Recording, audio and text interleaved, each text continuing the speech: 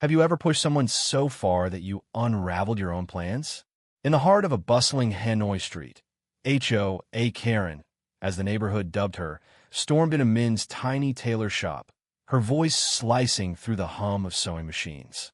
She clutched a crimson silk dress, her face a storm cloud of entitlement, demanding a custom alteration by sundown.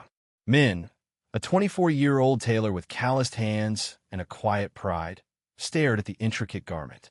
The deadline was absurd, the design complex, but Karen's tone left no room for negotiation. "I don't care how you do it," she snapped, "but it better be perfect or I'll make sure everyone knows this shop is a scam."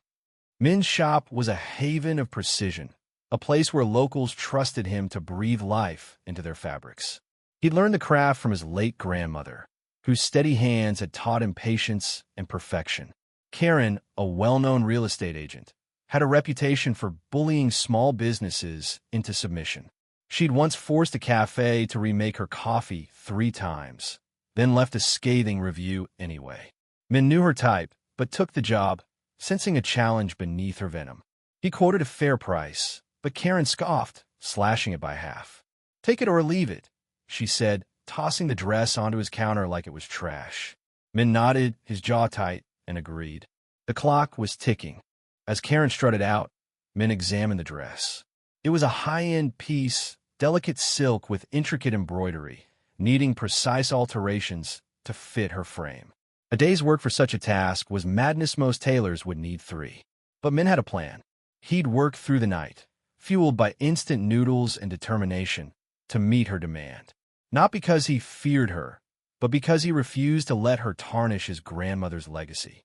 As needles danced and thread wove through silk, Min's focus was unshakable. By dawn, the dress was done, but the seams were slightly uneven, barely noticeable, but enough to give him pause. He sighed, knowing Karen would notice. The next morning, Karen swept in, her eyes scanning the shop like a hawk. Min presented the dress, explaining he'd done his best under the impossible timeline. She didn't even try it on before her face twisted. "This is garbage," she shrieked, pointing at the seams. "You call this professional? I'm not paying for this." Min stayed calm, offering to fix it for free, but Karen wasn't having it. She pulled out her phone, filming the dress in his shop, narrating a tirade about incompetent hacks. The video was live on social media within minutes, tagging Min's shop and warning everyone to stay away. Comments poured in, some siding with Karen, others defending Min's reputation. Then came the twist. Lynn, a soft-spoken customer who'd been waiting quietly in the corner, stepped forward. She was a local influencer, known for her fair reviews of small businesses. She'd overheard everything and had recorded Karen's outburst on her own phone. "I've been coming here for years," Lynn said, her voice steady but firm. "Min's work is flawless when given reasonable time. You demanded the impossible and now attack him for it." Lynn posted her video online, showing Karen's tantrum in full glory, her insults, her threats, and the untouched dress she'd refused to inspect. The post went viral, amassing thousands of views and turning the tide against Karen.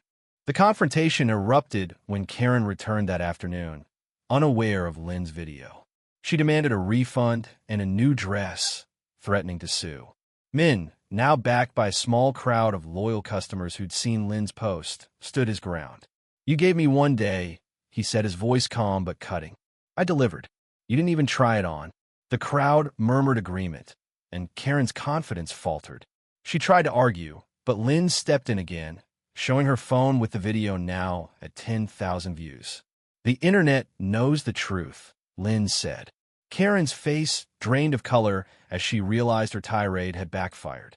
The crowd's whispers grew louder, recounting her past outbursts at other shops. Her reputation as a bully was unraveling in real time. Karen's downfall was swift.